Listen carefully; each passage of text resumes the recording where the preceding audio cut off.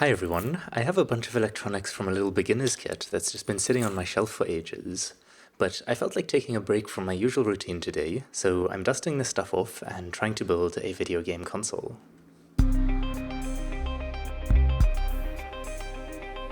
The brains of this operation is going to be this little device, which for those unfamiliar is an Arduino Uno, and it's got a teensy little computer on it here, which we can write programs for. Along the sides are a number of pins where we can connect stuff, and roughly speaking, the program can supply a voltage to any of those pins, or alternatively read the voltage coming into them. Now, I have this little joystick which will be perfect as a means of input, but I'd like to know a bit about how it works before I use it. The internet tells me it's got two potentiometers inside, and I know these can be used to do things like adjust the volume of a speaker or the brightness of a light, but I'm not sure how that relates to the joystick. So, I've done a little research and learned that when I twist the knob, a little piece of metal inside called the wiper turns along a resistive track. If this is connected to a battery like so, then the further the electricity has to struggle along the track to get to the wiper, the less current there's going to be.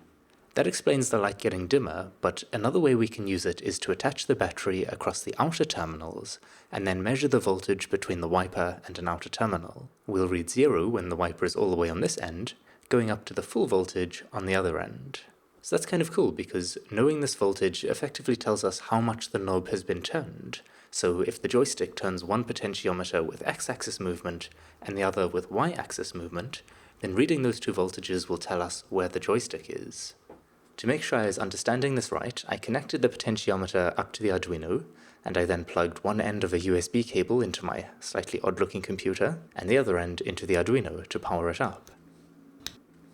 I then wrote a little script which just reads the voltage at pin 0, which is where I connected the potentiometer, and then prints that value out. So if I now press the upload button, that'll send the script along the USB cable to the Arduino, which will run it, and constantly send the result back to the computer to be printed out. So as you can see, the value is 0 at the moment, but as I turn the knob, that number increases. Before you fall off your chair, this doesn't mean there's over 1000 volts, that'd be mildly dangerous. The max is actually 5 volts, but that gets converted to a 10-bit integer, giving us a range of 0 to 1023. Alright, so I'll finally replace the potentiometer with the joystick, and I'll just need one extra wire for the y-axis potentiometer. I'll also quickly modify the code to read in the y value, and transform the inputs to be in the range -1 to +1, because that just makes a little more sense for a joystick. Finally, I'll ask it to print out the result, and upload the code. I'll play around with the joystick a little, but as far as I can tell, it's working nicely. So the next thing I need for my console is some sort of screen to actually display stuff on. I got the simplest and cheapest thing I could find, which was this 8x8 matrix of red LEDs. I'll quickly plug those in. And then, using a library I found, I can very easily set the individual LEDs on the display, like so. Now, you might be thinking 64 pixels is not a whole lot of pixels, which is why I actually splashed out on a second display to give players the extravagant widescreen experience they deserve.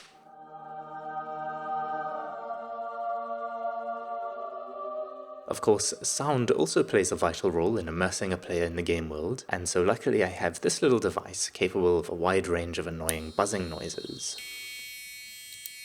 This is controlled by rapidly alternating between setting the voltage to high and low, causing the plate in the buzzer to vibrate. There is also a handy function called tone, where one can just set a frequency and duration, and it handles all that stuff for you. I wanted an easy way of writing music for the buzzer, so I decided to create a little editor. I made this in the Unity engine, and there you have this function called onAudioFilterRead, where you can directly set the audio data. So using a simple sine wave, I can make it play sounds at different frequencies. Alright, so let's hear my masterpiece. That was a little underwhelming, but the point is that I can then export the result as arrays of note frequencies, times, and durations, which can be used to play the song back on the buzzer. That sound really is annoying though, so I ended up scrapping the whole music idea. I guess I can still use the buzzer for little sound effects instead. So with input, display, and audio all sorted out, I put together a little prototype version of the console. Next, I wanted to make a game, and since I'm just bursting with creativity, I've decided to make Snake. Now, the Arduino can be programmed in C or C++, neither of which I've ever used, but the syntax is very similar to C#, So with my knowledge of that, and maybe 1 or 2 visits to Stack Overflow, I was able to get it working. I'll quickly show a bit of my terrible code for anyone who might care. So I have this engine class, which is mainly responsible for getting player input and setting pixels. In this function, I was originally turning the LEDs on individually, but that turned out to be surprisingly slow, eating up like 15 milliseconds per frame. I'm trying to build a next-gen console here, so that obviously wasn't going to fly. What I did instead was create 2 arrays for the rows in display A and B, and the function now just sets the bits in those. Once the game's update step is complete, then that data gets sent row by row to the LED controller, which is the library I mentioned earlier that handles communication with the displays. I then also have a console script which essentially gives the engine to the current game so that it can use it. This was probably the most confusing part of the programming for me, with all these weird symbols for getting memory addresses and so on, but once I'd vaguely wrapped my head around that, I created another simple game where you have to shoot incoming spaceships. Or whatever you like, really. The graphics admittedly leave some room for interpretation. With 2 little games complete, I was ready to move on to constructing the console. I first made some models of the different components in Blender and started trying to figure out how to arrange them. I wasn't sure where to put the Arduino because I didn't want a big empty space, but it's also awkward to put something on top of it. I thought about turning it upside down and having the joystick on top, but with wires connecting out the bottom here, it seemed a little awkward. I eventually settled on this 3-tier design, so I got some balsa wood because it's nice and easy to cut, and sanded the rough edges on a nail file stuck down to my desk. As you can see, this is a very professional operation. I then made some holes in the middle layer for the wires to run through, but the wires I had were all awkwardly long, so I spent some time cutting, stripping, and taping up a bunch of them. Once I'd verified that my little wires were actually working, I began gluing stuff down.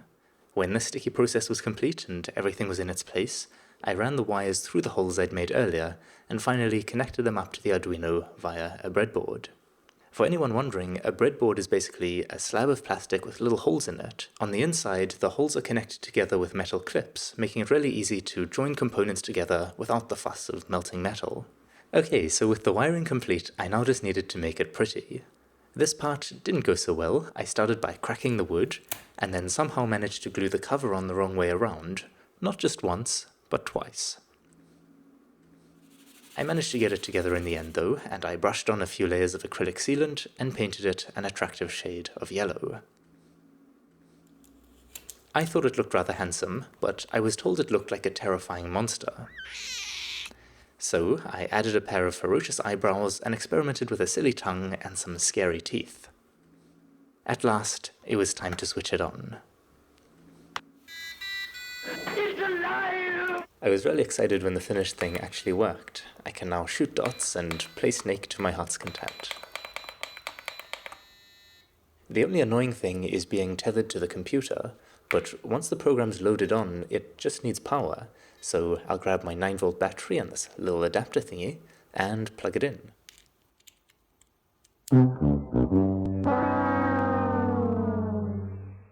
Hello? Okay, I'm back with some dodgily taped together AA batteries, and that seems to work. Alright, I am off to begin my new life of leisure.